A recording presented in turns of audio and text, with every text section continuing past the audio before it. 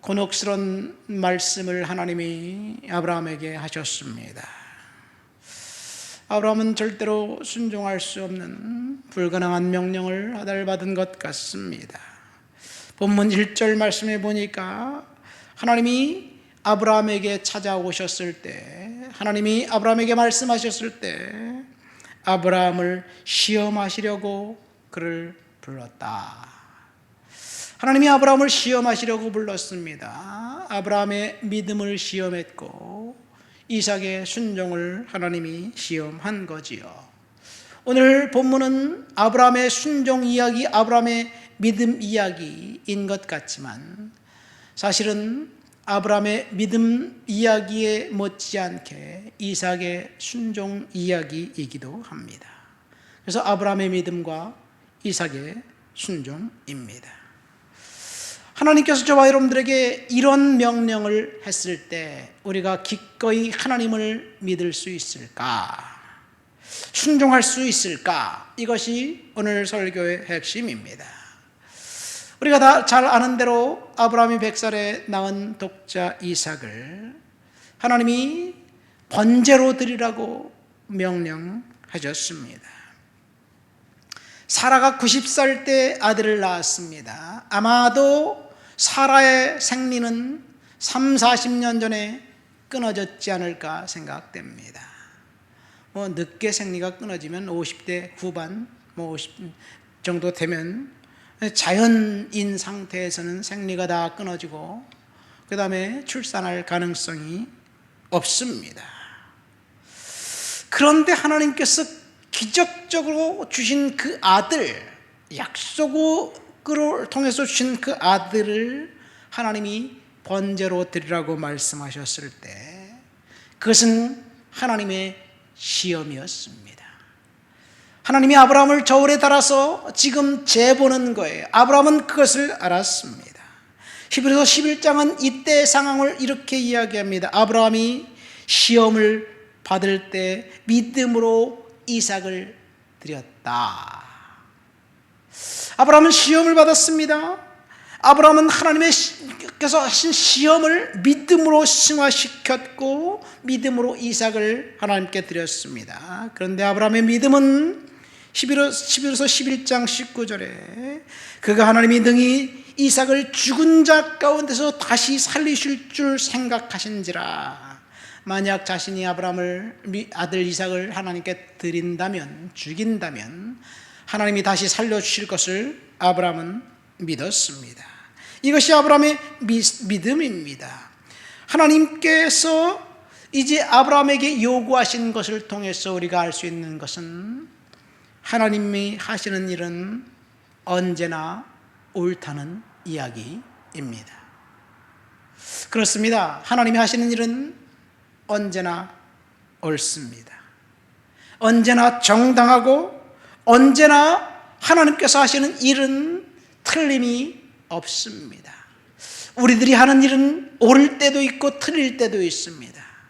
우리들이 하는 일은 언제나 옳지 않습니다. 왜 하나님이 아브라함에게 이삭을 바치라고 이야기했느냐? 언약을 확정하기 위해서, 마침표를 찍기 위해서 하나님이 아브라함에게 이제 독자 이삭을 바치라고 시험한 겁니다. 이 번제로 드리라는 말은, 번제는 레위기 1장에 보면 제물을 조금도 남김없이 몽땅 다 태워서 하나님 앞에 드리는 것, 그것이 번제입니다.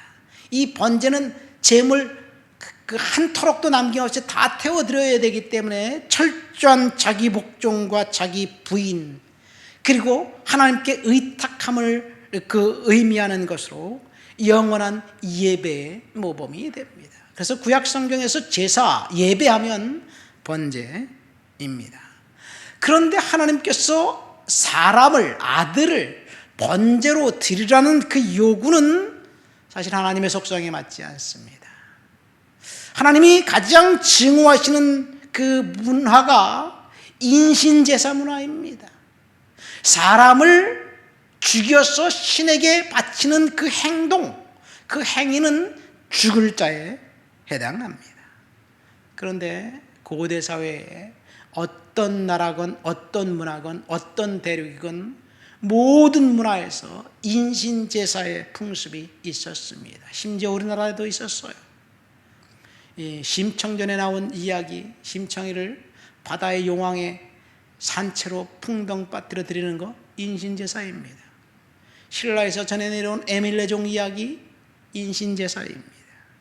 남미의 잉카 문명과 아즈텍 문명 인신제사 때문에 망했습니다. 그 찬란한 문화가 하나도 남김없이 다 땅속에 파묻혀 버렸어요. 왜? 하나님이 심판하시는 것입니다. 인신제사는 성경에 보면 몰렉입니다. 몰렉에게 제사 드리는 사람들, 레위기 20장에 보면요, 몰렉에게 제사 드리는 사람들은 반드시 죽여라. 내 이웃 중에 자식을 죽여서 인신제사 드리는 사람이 있는데 그 사람들을 못 본 채 하면 그 이웃도 죽여라. 이것이 하나님의 명령이었습니다.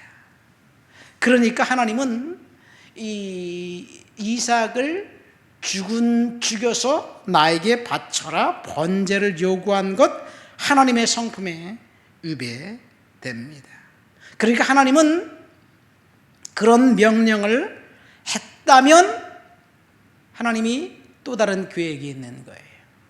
자, 그러니까 우리는 성경과 동떨어진 명령 말씀을 하면서 목회자나 기도 많이 했다는 사람들이 이것이 하나님의 뜻입니다, 순종하십시오 이렇게 이야기하면 100% 가짜입니다. 만약 여러분들이 하나님 앞에 기도하면서 무슨 음성을 받았는데 성령과 위배되는 말씀을 하셨다? 100% 가짜입니다. 그런데 아브라함처럼 축복해 주시기 위해서 성경과 말씀과 위배된 말씀을 하셨는데 만약에 그것이 사실이라면 하나님은 그것을 순종하나 안 하나 보기 위한 하나님의 시험이라고 하시면 됩니다. 자, 하나님은 독자 이삭을 바치라는 그 명령은 아브라함을 순종한 것이고 아브라함의 믿음을 시험한 것이고 이삭의 순종을 시험한 것입니다. 아브라함이 이제 하나님 명령을 듣고 이른 아침 아무에게도 말하지 않고 나귀에다가 짐을 싣고 종들을 데리고 이삭을 데리고 길을 떠납니다. 만약 아내 사라에게 이야기했다면 어떻게 되었을까요? 울고불고 난리가 났겠죠. 어떻게 그런 일이 있을 수 있냐고 가지도 못하고 문을 콱 잠가버렸을 거예요. 아브라함의 믿음입니다. 이제 어느 사흘길 가다가 어느 장소에서 종들에게 이야기합니다. 너희들은 여기서 기다려라. 내가 이 아이와 함께 저기로 올라가서 하나님께 예배하고 우리가 돌아올 것이다. 그렇게 아브라함의 믿음입니다. 아브라함의 믿음을 하나님이 언제까지 그러면 시험하셨느냐? 아브라함이 아이를 결박해서 잡아서 죽이기 바로 직전까지 하나님은 침묵하셨습니다. 이것이 저와 여러분들에게 은혜가 됩니다. 때때로 우리가 하나님 앞에 기도하지만 응답이 없을 때, 답답할 때 우리는 2%를 기다리지 못해요. 2% 기다리지 못하기 때문에 사실은 응답을 받을 수가 없어요. 끝까지 기다리고 믿으면 마지막 순간에 하나님이 응답해 주실 텐데, 아브라함 같은 경우 데리코까지는 왔는데 왜 하나님이 양을 안 주시지? 내 아들 진짜 죽이라는 건가? 결박까지 했는데 왜 하나님이 말씀하시지 않지? 야야, 이거 하나님이 내가 잘못 음성 들은 것보다 가자, 이건 아닌 것 같다. 그렇게 할 수도 있었겠지요. 결박하고 칼을 들어 죽이려고 하는 그 순간까지 하나님은 침묵하셨어요. 그때까지 하나님은 아브라함을 시험하셨고 아브라함은 믿음의 시험에서 합격했습니다. 두 번째, 이삭의 순종 이야기입니다. 이때 이삭의 나이가 몇 살이었을까요?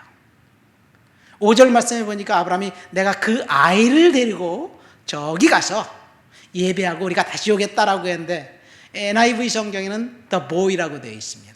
우리 한글 개역 성경에는 그 아이라고 번역되어 있고요. 그런데 킹 제임스 버전과 뉴 아메리칸 스탠다드 버전에 보면 더 레드라고 되어 있습니다.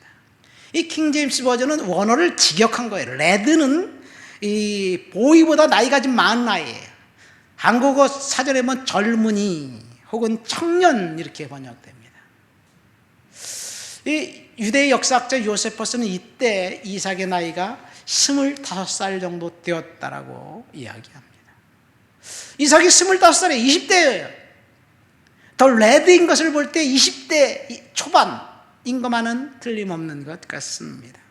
그렇다면 이삭이 25살이라면 아버지는 125세예요. 아버지가 결박할 때 25살 청년이 아빠 미쳤어? 왜 이래? 응? 그렇게 도망가지 않았을까요?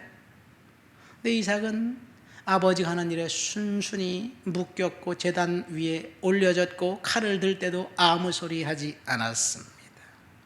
이삭의 순종 이야기입니다.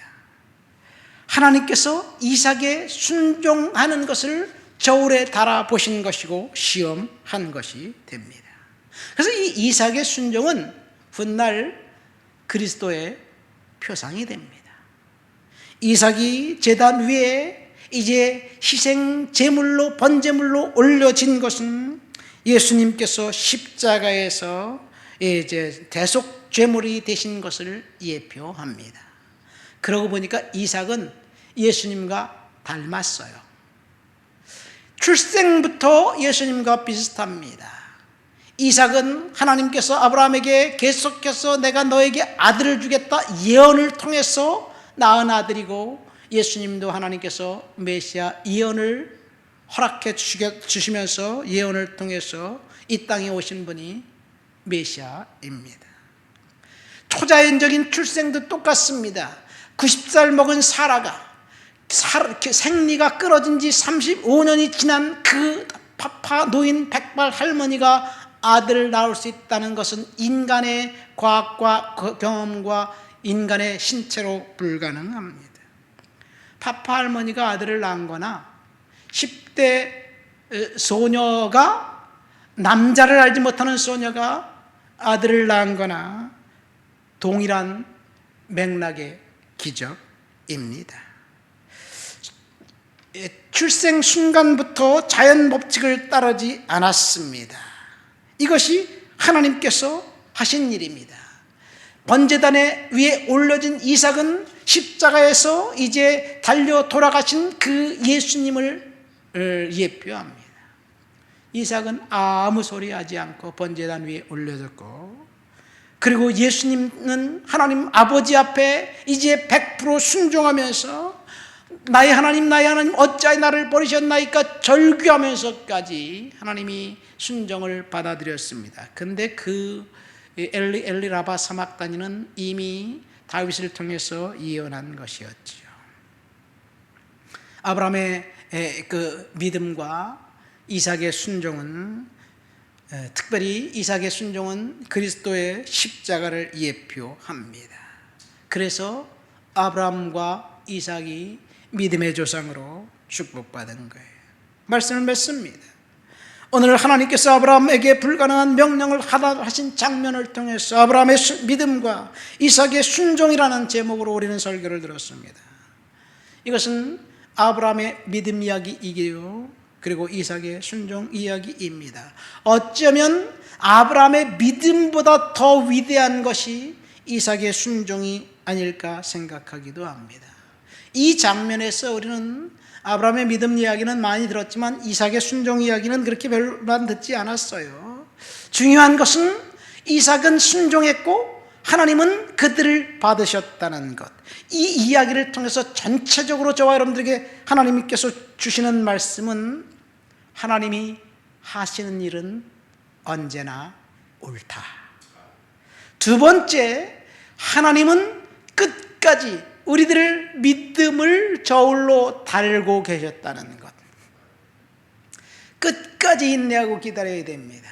이삭을 결백해서 나무 위에 올려놓고 그리고 칼을 들어 죽이려는 순간까지 하나님은 침묵하셨습니다. 그럼 우리들의 인생 가운데 하나님이 침묵하시는 그 기간을 맞닥뜨렸을 때 어디까지 순종해야 할까요? 마지막 순간에 하나님 그거 아닌가벼 하면서 돌아서지 마시기를 예수님의 이름으로 축원드립니다. 우리들의 삶에 찾아온 역경, 우리가 견딜만 하기 때문에 하나님이 허락하신 것이고, 그리고 그 순종을 통해서 결국 하나님께서 복 주실 것입니다. 어려움과 역경 때문에 혼란을 겪거나 힘든 시절을 보내면서 아파만 할 필요는 전혀 없습니다. 하나님이 허락하신 것이고 하나님은 언제나 옳기 때문입니다. 하나님 아버지 감사합니다. 아브라함의 믿음과 이삭의 순종 이야기를 통해서 하나님이 하시는 일은 언제나 옳다는 사실을 깨달았습니다. 하나님, 우리의 믿음을 끝까지 견디고 100% 순종할 수 있도록 하나님 허락해 주시옵소서. 예수님의 이름으로 기도합니다. 아멘.